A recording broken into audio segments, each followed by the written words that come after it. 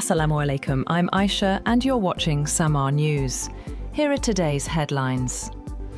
U.S. Ambassador to the United Nations, Mike Waltz, has said that President Donald Trump paused attacks on Iran to give diplomacy more room. The Pentagon halted bombing operations after 13 nights of escalating strikes. The Trump administration has said that diplomacy remains its preferred option.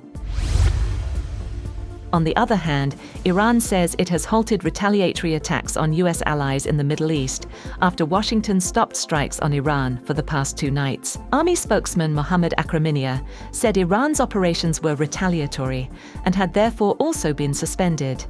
However, Armed Forces spokesman Abul Fazl Shakhachi said Iran is fully prepared for possible new U.S. airstrikes or a ground operation. He said that Washington's efforts to control the Strait of Hormuz and weaken Iran had failed, but warned that renewed attacks could follow Benjamin Netanyahu's upcoming meeting with Donald Trump.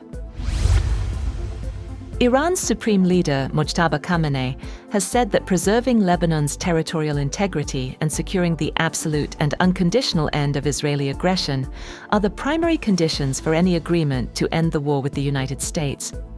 In a social media post, he described the conflict as an imposed war against Iran.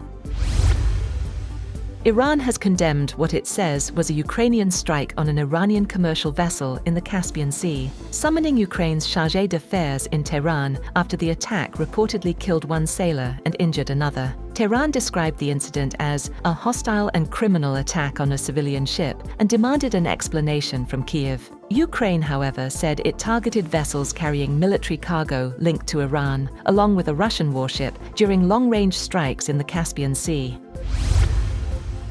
Iran's Foreign Minister, Abbas Araghchi, has said that a Ukrainian attack on an Iranian commercial vessel cannot go unanswered. Araghchi made the comments during phone calls with EU Foreign Policy Chief Kaja Kallas and Russian Foreign Minister Sergei Lavrov.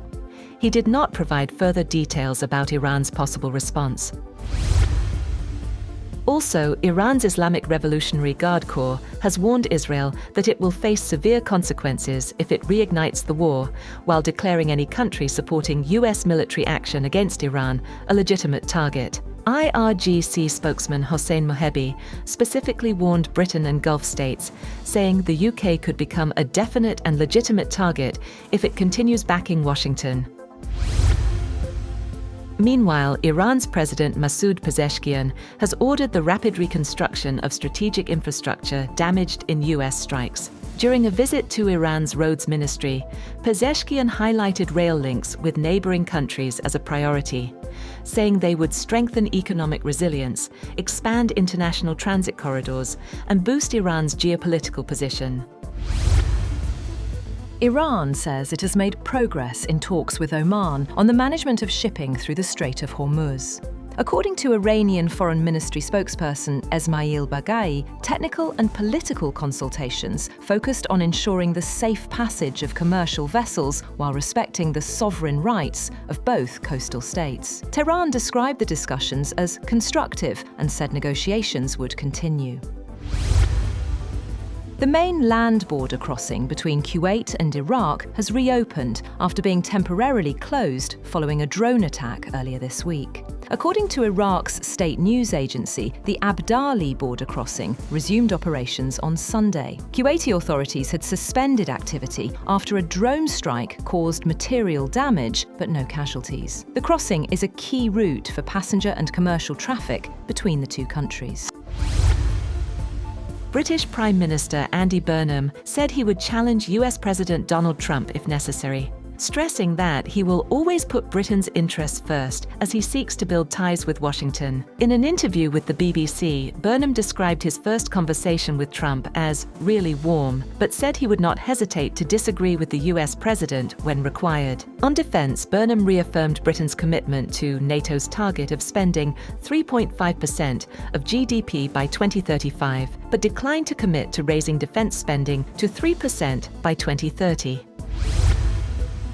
Pope Leo offered prayers for people affected by devastating wildfires in France and Spain, expressing solidarity with victims and emergency workers battling the blazes. Speaking during the Angelus prayer at Castel Gandolfo, the pontiff called on the faithful to pray for those impacted by the fires and for first responders working to contain them. The wildfires have forced the evacuation of hundreds of thousands of people across both countries, with France and Spain facing widespread destruction amid prolonged heat waves and dry conditions.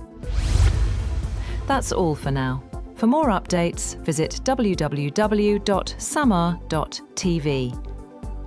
Thank you for watching Samaa News.